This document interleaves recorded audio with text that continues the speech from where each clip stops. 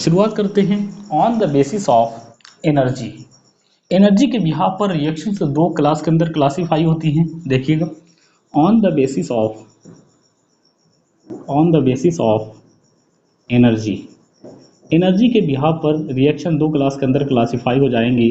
First is endothermic reactions, endothermic reactions, and second is exothermic reactions, second is exothermic reactions, second is exothermic reactions. What is difference between endothermic and exothermic? इनमें आपस में difference क्या होता है, आइए मैं difference दिखाता हूँ। यहाँ पे लिखिएगा the reaction in which proceed to absorb energy are called endothermic reaction। इसको हम लोग एंडोथर्मिक रिएक्शन कहते हैं। याद रखिएगा, एंडोथर्मिक रिएक्शन के अंदर हमेशा हम एनर्जी प्रोवाइड कराते हैं, हमेशा एनर्जी देते हैं, यही रीजन होता है, इसको हम लोग बोलते हैं एंडोथर्मिक रिएक्शन। एक्सो का मतलब एग्जिट का मतलब बाहर निकलेगी। तो यहाँ पर याद रखिएगा the reaction which proceed to evolve energy या heat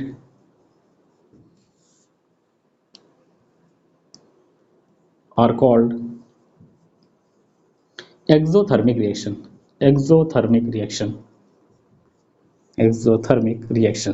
this is first difference, ये पहला डिफरेंस था, पहला अंतर था। आइए मैं दूसरा अंतर दिखाता हूँ। एंडोथर्मिक रिएक्शन जो होगी वहां पर डेल्टा एच का साइन हमेशा क्या होगा, पॉजिटिव होगा, यानी एंथैल्पी का sign delta H is equal to positive. यहां पर बात करें तो यहां पर डेल्टा एच इसका साइन नेगेटिव होगा, क्योंकि यहाँ से एनर्जी निकल रही है और यहाँ पर एनर्जी देनी पड़ रही है। वहीं पर अगर हम बात करें इनके बीच में ग्राफ क्या होता है, तो आइए ग्राफ को मैं दिखाता हूँ। ये देखिए, मैंने एनर्जी वर्सेस प्रोग्रेस ग्राफ खींचा, energy versus progress, Y axis पर लिया है एनर्जी, एक्स एक्सिस पर लिया है प्रोग्रेस। एक ग्राफ खींचा है, ये देखिए मैंने ग्राफ खींच दिया, और ये एनर्जी आपको जो दिख रही है ये है, this is energy of reactant, और ये जो दिख रहा है this is energy of product. ये आपको दिया गया है। अगर मैं पूछूं ये ग्राफ किसका है, तो याद रखिएगा ये ग्राफ जो है एंडोथर्मिक का है। कैसे पहचाना, यहाँ पर एनर्जी ऑफ प्रोडक्ट जो है ये ज़्यादा है और रिएक्टेंट की एनर्जी जो है कम है, इसीलिए वजह से इसको हम लोग बोलते हैं endothermic graph. Energy of product is greater than energy of reactant. इनके बीच का ये जो होता है इसको बोलते हैं एंथैल्पी ऑफ रिएक्शंस, और ये जो होता है इसको बोलते हैं ट्रांजिशन स्टेट। आइए मैं यहाँ पर ग्राफ शो कर दूँ। ये देखिए मैंने एनर्जी वर्सेस प्रोग्रेस ग्राफ खींचा, this is energy and this is progress. यहाँ पर एनर्जी लिया है और यहाँ पर मैंने प्रोग्रेस लिया है। इनके बीच में मैं ग्राफ प्लॉट करने जा रहा हूँ, खींचने जा रहा हूँ। मैंने ये देखिए ग्राफ प्लॉट किया, यहाँ पे देखिए ये प्रोडक्ट की एनर्जी है, दिस इज एपी, और ये देखिए रिएक्टेंट की एनर्जी है ईआर। अगर रिएक्टेंट की एनर्जी ज़्यादा हो और प्रोडक्ट की एनर्जी कम हो तो इसको हम लोग कहते हैं एक्सोथर्मिक ग्राफ। तो हम लोगों ने बेसिक डिफरेंस जो था एक्सोथर्मिक और एंडोथर्मिक इनको देखा। आइए मैं एक स्टेप आगे बढ़ता हूँ। अगर मैं बात करूँ स्टैंडर्ड कंडीशंस की, अगर 25 डिग्री सेल्सियस पर एंथैल्पी ऑफ रिएक्शंस को मेजर कर रहे हो तो ये कहलाएगी स्टैंडर्ड एंथैल्पी ऑफ रिएक्शंस। देखिएगा, if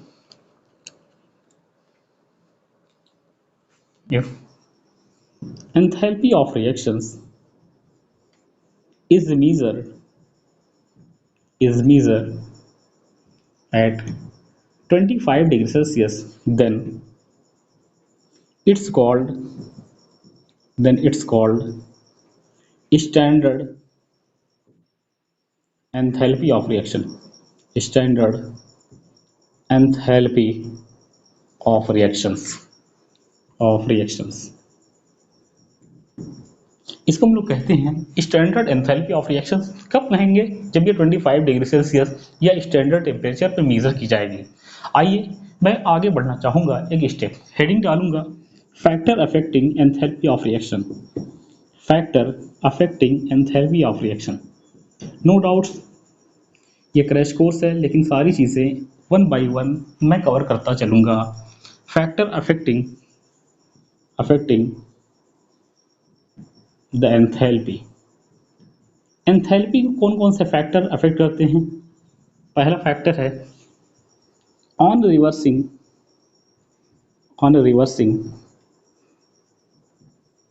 the reaction, enthalpy of reaction also reverse, enthalpy of reaction also reverse, reaction also reverse। अगर आपने किसी रिएक्शन को रिवर्स किया तो वहां पर एंथैल्पी ऑफ रिएक्शन का साइन जो होगा वो भी रिवर्स हो जाएगा। इसी को हम लोग कहते हैं लाप्लास लॉ। इसको लिख सकते हो, दिस इज लाप्लास लॉ। देखिएगा, आइए मैं इसको विद एग्जांपल समझता हूँ ये होता क्या है। जैसे मेरे का फर्स्ट इक्वेशन है N2 plus 3H2 is equal to twice ammonia, और यहाँ पर आपको दिया गया है enthalpy is equal to minus का 288 किलो जूल पर मोल। उसके बाद सेकंड इक्वेशन क्या की गई है, जस्ट रिवर्स कर दी गई है। जो प्रोडक्ट यहाँ पर बना है इस प्रोडक्ट को रिएक्टेंट साइड पर बना दिया गया है और रिएक्टेंट को बना दिया गया प्रोडक्ट साइड पे। यहाँ पे देखिए प्रोडक्ट को बना दिया गया रिएक्टेंट और रिएक्टेंट को बना दिया गया प्रोडक्ट। आपने क्या किया है, रिएक्शन को जस्ट रिवर्स कर दिया है। अगर ये रिएक्शन से रिवर्स होगी तो याद रखिएगा एंथैल्पी का जो साइन होगा वो भी क्या हो जाएगा, रिवर्स हो जाएगा। सिंपली यहाँ पे कर दीजिए delta H is equal two plus 288, सिर्फ आपने साइन चेंज कर दिया। आइए मैं सेकंड फैक्टर की बात करता हूँ। देखिएगा सेकंड फैक्टर की बात करोगे तो होता है second factor balancing coefficient. Second factor is balancing coefficient.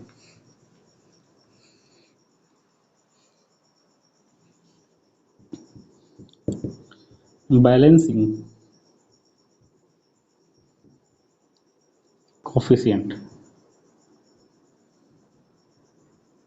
Coefficient this is second factor. ये होता है सेकंड फैक्टर और इसके बाद आएगा थर्ड फैक्टर। सो बैलेंसिंग कोएफिशिएंट क्या होता है, जब हम किसी रिएक्शन को बैलेंस करते हैं तो जिस फैक्टर से मल्टीप्लाई करते हैं वो फैक्टर सिंपली मल्टीप्लाई हो जाता है एंथैल्पी में।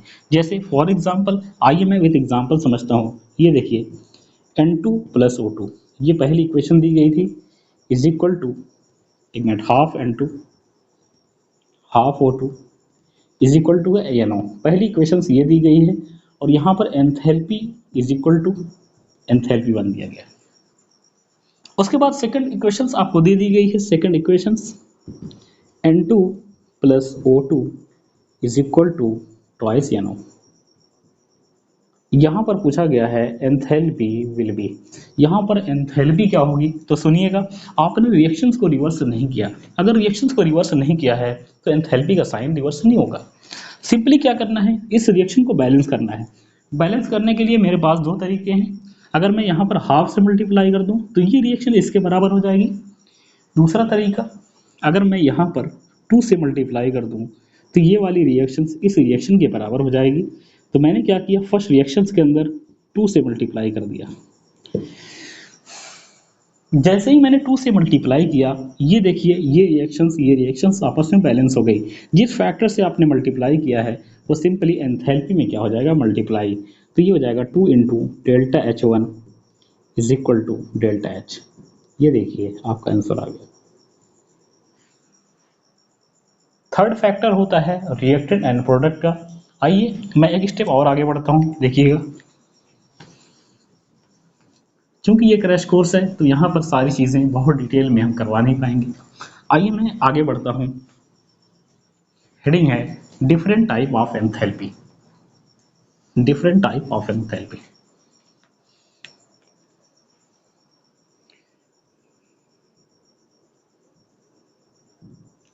Different type of enthalpy.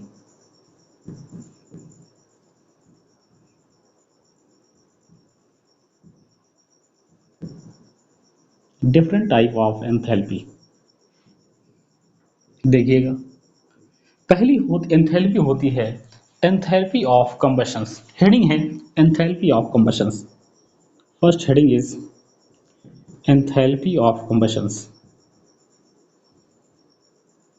Enthalpy of combustions.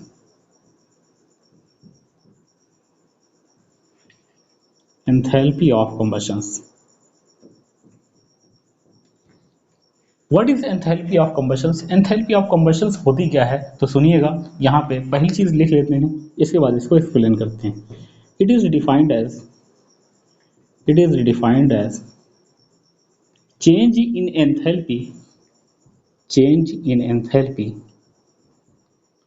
Enthalpy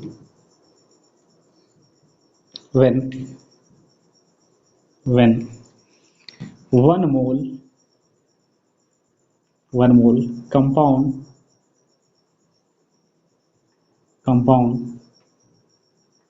burn in excess of oxygen oxygen की प्रेजेंस में जब हम लोग किसी कंपाउंड को जलाते हैं तो वहां पर जो एंथैल्पी चेंज आता है उसे हम कहते हैं एंथैल्पी ऑफ कंबशंस। जैसे मैंने कहा for example enthalpy of combustions of glucose. तो मैंने क्या किया, 1 मोल ग्लूकोज का पकड़ा, ये देखिए, इसको क्या किया, एक्सेस ऑफ ऑक्सीजन की प्रेजेंस में जला दिया। जब जलाऊंगा तो जितना मोल कार्बन उतना कार्बन डाइऑक्साइड के अंदर चेंज हो जाएगा और हाइड्रोजन जो है वाटर के अंदर चेंज हो जाएगा। यहाँ देखिए 6 कार्बन डाइऑक्साइड चेंज हो गया और यहाँ पर 12 हाइड्रोजन है, ये चेंज हो जाएगा जस्ट हाफ वाटर यानी 6 वाटर के अंदर। हाइड्रोजन बैलेंस है, नो डाउट्स कार्बन बैलेंस है, लेकिन ऑक्सीजन बैलेंस नहीं है। यहाँ पर टोटल 6 और यहाँ पे 2, टोटल 8 और यहाँ पे देखिए 6 टू द 12 प्लस 6 18। हमें क्या करना है, सिंपली यहाँ पर 6 से मल्टीप्लाई कर दीजिए। जैसे ही यहाँ पर 6 से मल्टीप्लाई करोगे ये रिएक्शंस क्या हो गई है, बैलेंस। जैसे मैंने कहा second example enthalpy of combustions of magnesium. Magnesium को मैंने क्या किया है, जलाया है इन प्रेजेंस ऑफ ऑक्सीजन, ये चेंज हो गया MgO के अंदर। बैलेंस करना है, हाफ से मल्टीप्लाई कर दीजिए। This is called enthalpy of combustions of magnesium.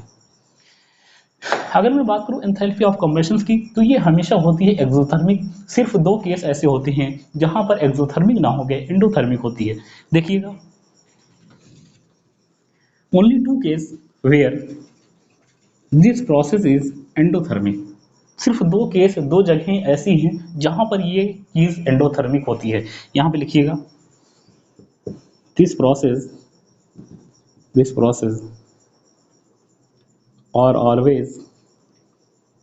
or always exothermic except 2। सिर्फ 2 जगह हैं जहां पर ये एंडोथर्मिक होता है, जहां पे हमें एनर्जी देनी पड़ती है। 2 प्लेस। पहला होता है कंबशंस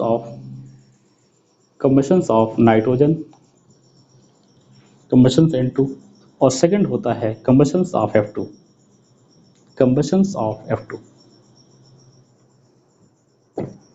N2 की बात करोगे, N2 के अंदर ऐसा क्या हो जाता है, हम लोग जानते हैं नाइट्रोजन। तो नाइट्रोजन जो होता है ये ट्रिपल कोवैलेंट बॉन्ड से जुड़ा होता है। ट्रिपल कोवैलेंट बॉन्ड को अगर आप ब्रेक करोगे तो यहाँ पर हमें एनर्जी प्रोवाइड करनी पड़ जाती है। यही रीजन होता है enthalpy of combustions of N2, ये क्या होता है, एंडोथर्मिक होता है। और ये भी क्या होता है, एंडोथर्मिक।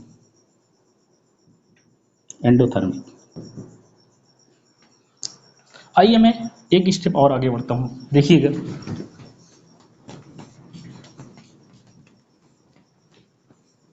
अगर मैं बात करूं combustion equations x plus Y by 4 O2 is equal to होती है x CO2 plus Y by 2 H2O।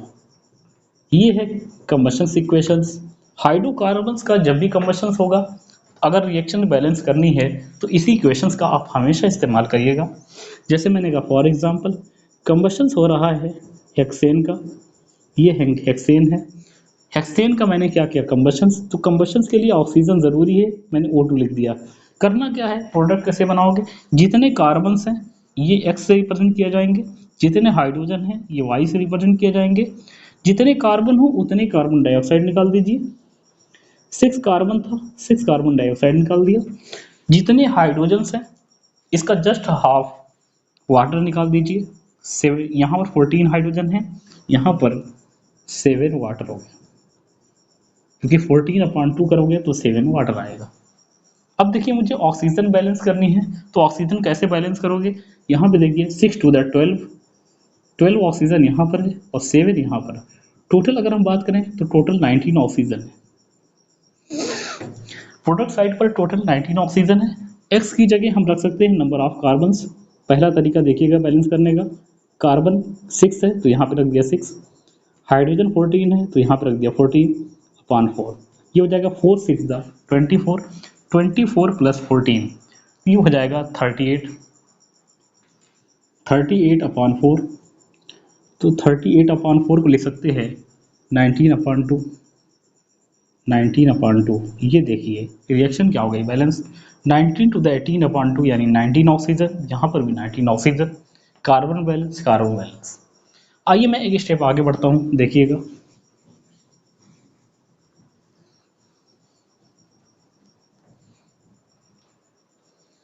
अगर enthalpy of combustions, if enthalpy of combustions, enthalpy of combustions, enthalpy of कम्बशंस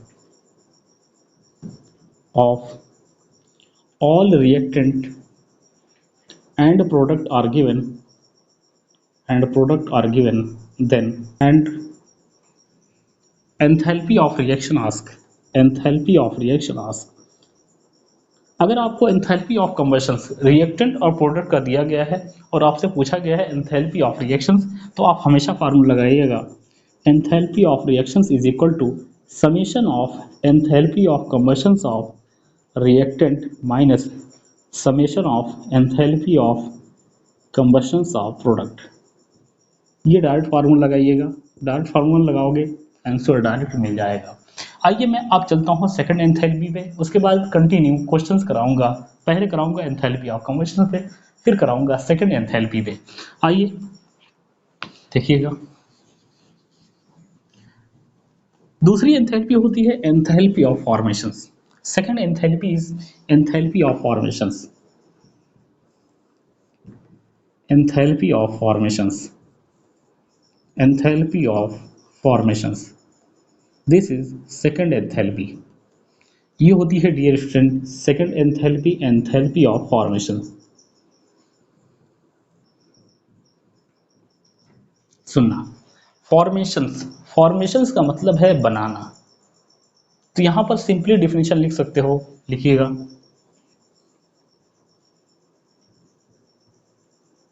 the enthalpy change,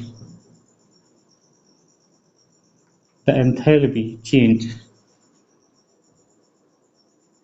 when one mole compound form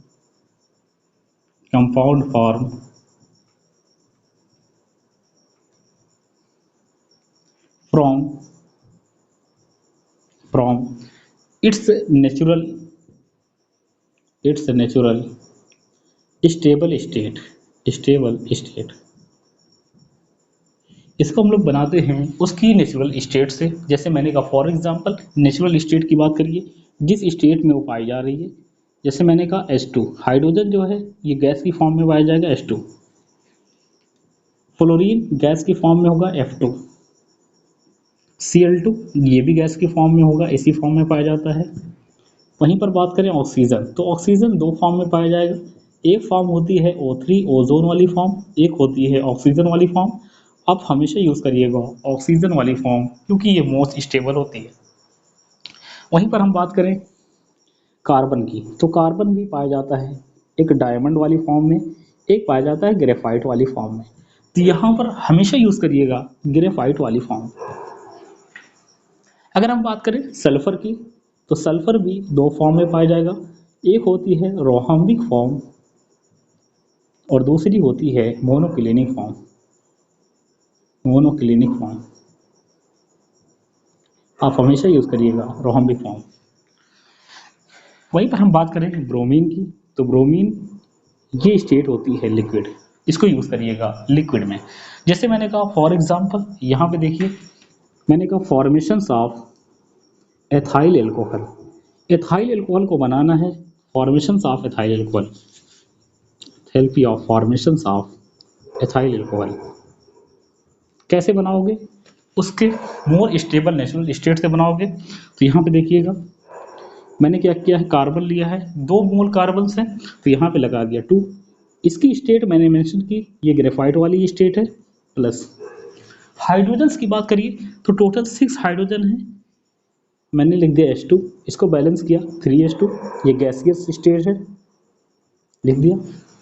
carbon हो गया, hydrogen हो गया। Oxygen की बात करिए, ये O2 की फॉर्म में पाया जाएगा, हाफ O2 हो गया गैसियस, और ये हो गया C2H5OH लिक्विड। इसको हम लोग बोलते हैं enthalpy of formations of ethyl alcohol. इस तरीके से हम लोग किसी भी कंपाउंड को बना सकते हैं उसके नेचुरल स्टेट से।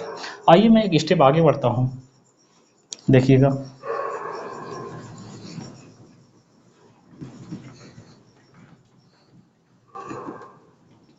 अगर मैं बात करूँ एलिमेंट्री स्टेट में, तो एलिमेंट्री स्टेट में एंथैल्पी ऑफ फॉर्मेशन 0 होता है। इन एलिमेंट्री स्टेट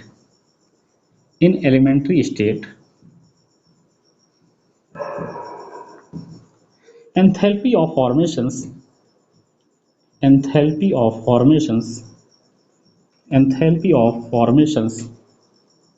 is 0, ये 0 होता है।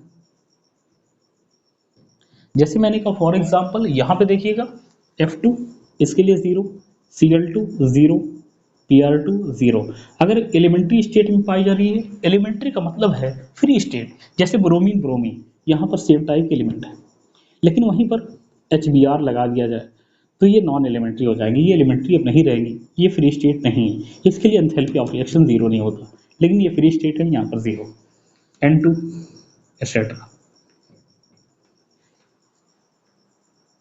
तो इस तरीके से आप यहाँ पर इस चीज़ को कवर कर सकते हो।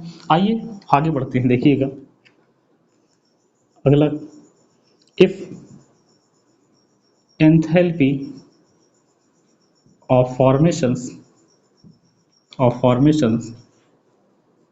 of reactant and product are given, अगर आपको enthalpy of formations of reactant and product दिया जा रहा है and enthalpy of reaction is ask, then use enthalpy of reactions is equal to summation of enthalpy of formations of product minus summation of enthalpy of formations of reactant. इस फार्मूले को आप हमेशा use करिएगा डियर स्टूडेंट। जैसे इस फार्मूले को यूज़ करोगे आपका आंसर 100% आपके सामने आ जाएगा। आइए मैं थोड़ा सा आगे बढ़ जा रहा हूँ, देखिएगा। पहला क्वेश्चन से मैं करने जा रहा हूँ एंथैल्पी ऑफ फॉर्मेशंस में है क्वेश्चन, देखिएगा। कर if enthalpy of formations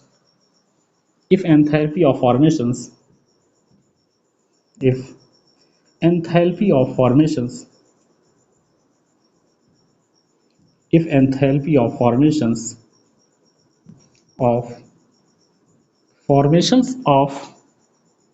sulfur dioxide is minus 320 kilojoule per mole, then calculate energy release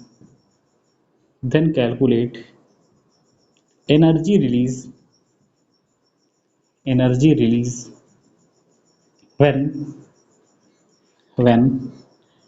4 gram sulfur burn।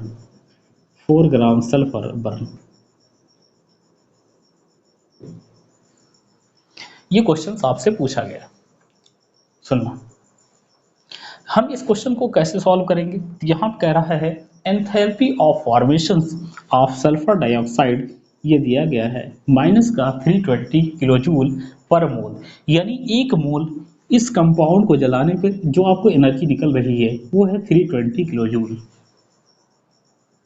आपसे क्वेश्चन कह रहा है कि एनर्जी कितनी निकलेगी अगर आपने 4 ग्राम सल्फर को जलाया।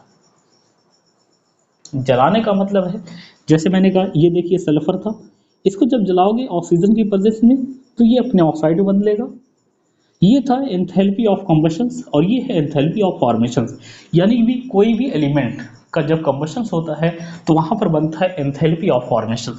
जैसे मैंने कहा enthalpy of combustions of sulphur ये बना लेगा enthalpy of formations of its oxide यानी सल्फर डाइऑक्साइड। जैसे मैंने कहा enthalpy of combustions of carbon, तो ये बाद में बनाएगा, जब जलेगा तो बनाएगा कार्बन डाइऑक्साइड। अगर बन रहा है तो ये कहलाएगा enthalpy of formations of carbon dioxide. सुनिएगा, यहाँ पे दिया गया है enthalpy of formations of sulphur dioxide, ये दिया गया है माइनस का 320 किलो जूल पर मोल। तो यहाँ भी लिख सकते हो 1 मोल सल्फर डाइऑक्साइड को जलाने पर, मैं हिंदी का यूज कर रहा हूँ, जलाने पर निकलने वाली ऊर्जा, निकलने वाली एनर्जी, एनर्जी ये है होती है is equal to 320 kilo joule. जब 1 मोल सल्फर डाइऑक्साइड को हम जला रहे हैं तो ये एनर्जी रिलीज हो रही है 320 किलो जूल। आपसे कह रहा है 4 ग्राम सल्फर, 4 ग्राम सल्फर, तो इसको हमें चेंज करना होगा मोल के अंदर, क्योंकि यहाँ पे दिया गया है मोल, तो हम इसको पहले चेंज कर ले मोल के अंदर। हम लोग जानते हैं मोल इज इक्वल टू होता है वेट इन ग्राम अपॉन एटॉमिक मास 4/32, यानी 4/32 ये चेंज हो गया मोल को, मोल के अंदर इतने मोल सल्फर डाइऑक्साइड को अगर जलाएंगे तो कितनी एनर्जी निकलेगी इज इक्वल टू, ये हो जाएगा 320 इंटू 4, 320 इंटू 4 अपॉन 30, ये हो जाएगा अपॉन 32। यहाँ पर रख दीजिए, ये देखिए आ गया 40 किलो जूल, कितनी एनर्जी लिबरेट होगी। दिस इज आंसर, ये आपका आंसर है। आइए मैं एक स्टेप आगे बढ़ता हूँ। अगली हेडिंग है enthalpy of solution. Next enthalpy is enthalpy of solution.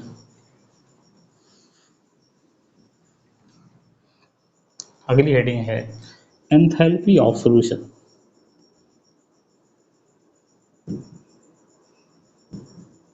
Enthalpy of solution,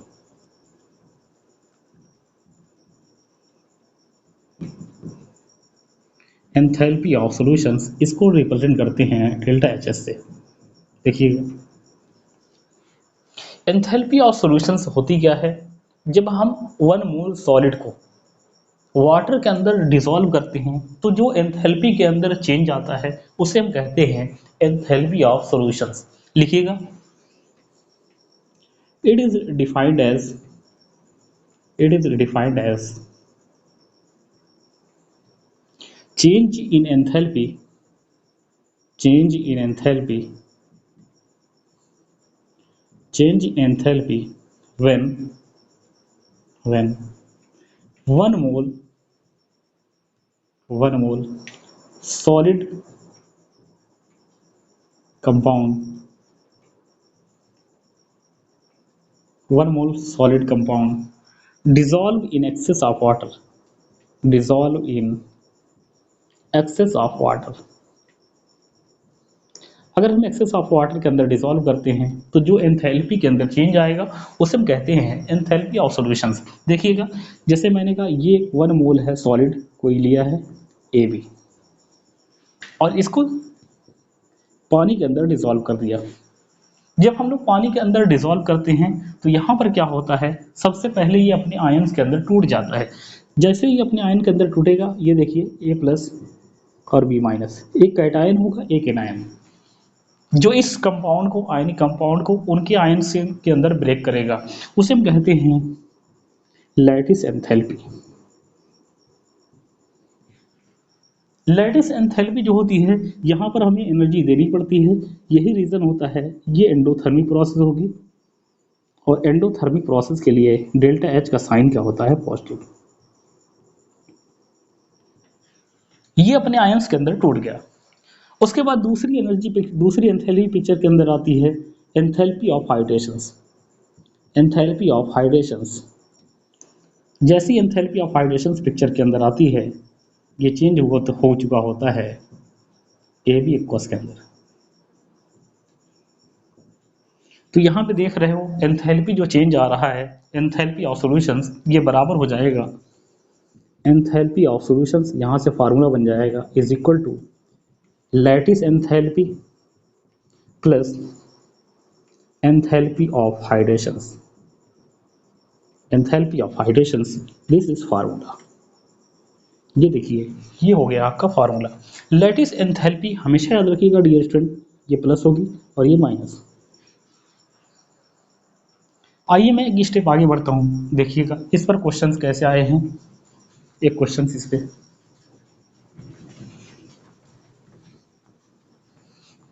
इस पर एक क्वेश्चन देखिएगा। द लैटिस एंथैल्पी, क्वेश्चन है the lattice enthalpy, the lattice enthalpy of sodium chloride is -780 kilojoule per mole, kilojoule per mole, and hydration's enthalpy hydration enthalpy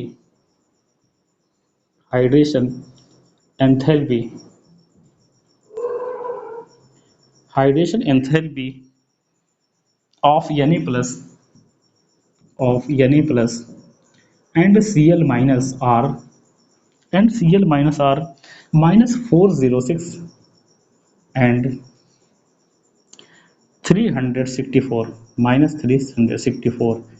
kilojoule per mole respectively.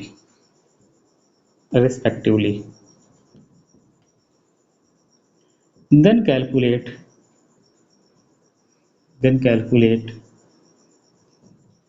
Enthalpy of solutions. यहाँ पर आपको calculate करना है enthalpy of solutions. आइए मैं enthalpy of solutions को calculate करके दिखाता हूँ। देखिएगा enthalpy of solutions is equal to होता है lattice enthalpy plus enthalpy of hydrations. ये फार्मूला होता है, दिस इज फार्मूला, ये फार्मूला। यहाँ पे लैटिस एंथैल्पी हम लोग जानते हैं हमेशा प्लस होती है, क्योंकि यहाँ पर ये एनर्जी प्रोवाइड की जाती है, लेकिन यहाँ पर दिया गया है -780। अगर माइनस दिया गया है तो सबसे पहला काम आपका है इसका साइन चेंज करके पॉजिटिव करिए। ये पॉजिटिव करके फिर यहाँ पर प्लेस करिए, क्योंकि लैटिस एंथैल्पी कभी भी एक्सोथर्मिक प्रोसेस नहीं हो सकती, ये हमेशा होती है एंडोथर्मिक। यहाँ पे ले सकते हो 780 प्लस ये देखिए एंथैल्पी ऑफ हाइड्रेशंस, ये दिया गया है Na प्लस और Cl माइनस के लिए।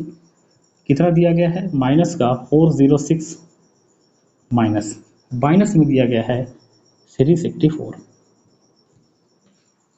ये वैल्यू दी गई है, दिस विल बी 780 प्लस है, ये माइनस माइनस कितना हो जाएगा 460 617 437 प्लस माइनस माइनस हो जाएगा यहाँ पे, तो ये हो जाएगा 10 किलो जूल पर मोल। आंसर आ गया 10 किलो,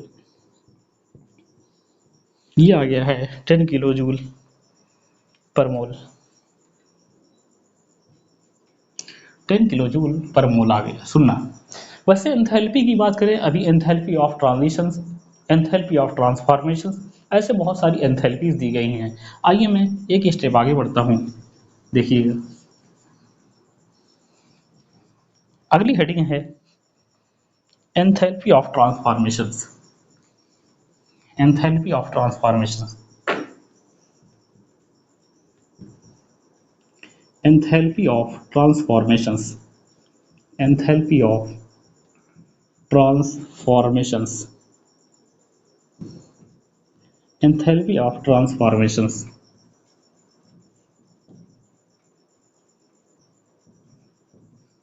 एंथैल्पी ऑफ ट्रांसफॉर्मेशंस क्या होता क्या है? ट्रांसफॉर्मेशंस का मतलब है एक स्टेट को दूसरे स्टेट के अंदर चेंज करना। जैसे मैंने कहा फॉर एग्जांपल सॉलिड को हमने चेंज किया लिक्विड के अंदर, तो यहाँ पर एंथैल्पी चेंज जो आएगा उसे हम बोलेंगे एंथैल्पी चेंज ऑफ ट्रांसफॉर्मेशन। यहाँ पे लिखिएगा it is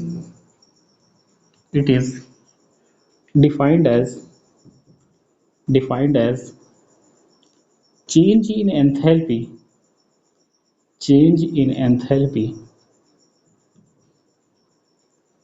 change in enthalpy when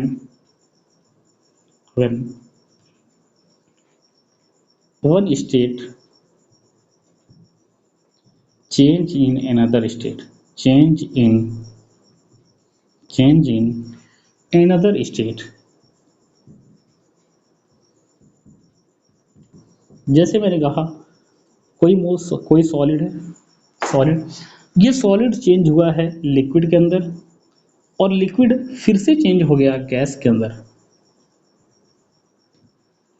solid change हुआ लिक्विड के अंदर और लिक्विड चेंज हुआ गैस के अंदर। अगर ये चीज़ें चेंज हो रही है, ये स्टेट चेंज हो रही है, तो इसको बोलते हैं एंथैल्पी ऑफ ट्रांसफॉर्मेशन। सॉलिड अगर लिक्विड के अंदर चेंज हो तो इसको बोलते हैं एंथैल्पी ऑफ फ्यूजन।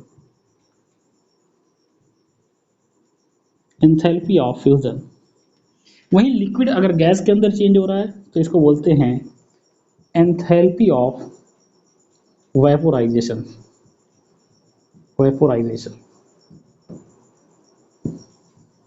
वहीं पर अगर हम बात करें सॉलिड डायरेक्ट गैस के अंदर चेंज हो रहा है तो इसको हम लोग बोलते हैं enthalpy of sublimations. Enthalpy of sublimations. सबसे कॉमन चीज़ क्या होती है इन तीनों एंथैल्पी में? इन तीनों एंथैल्पी में सबसे कॉमन चीज़ होती है कि जितनी भी एंथैल्पी हैं सब होती हैं एंडोथर्मिक प्रोसेस और सब में एनर्जी देनी पड़ती है। लिखिएगा all enthalpy of transformations